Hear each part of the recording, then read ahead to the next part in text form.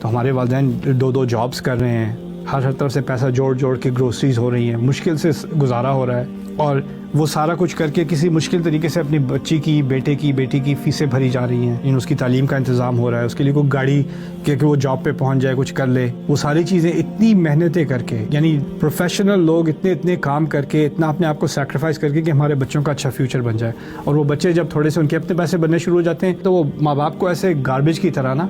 جیسے وہ کوئی چیز ہے ہی نہیں، انہوں نے کچھ کیا ہی نہیں تھا. وہ سارے سال جو انہوں نے گزارے اس بچے کو ایک فیوچر دینے کے لیے، جب اس بچے کے سامنے تھوڑی سی لگژری آئی تو ماں باپ جیسے کوئی ایک انوئنگ سی ایسی چیز جو بس چڑھانے کے لیے ہوتی ہے کہ خواہ مجھے تنگ کرتے رہتے ہیں، پتہ نہیں کیوں مجھے کال کرتے رہتے ہیں، ان کے ساتھ ٹائم گزارنے سے آپ کو سانس زیادہ بھاری ہو جاتی ہے. کیا زیادتی ہے یہ. اور اسی لیے اللہ تعالیٰ نے یہاں ہم سے دعا کروائی ہے یہ کہ مجھے میری ذہنیت بدل دے میرے رب،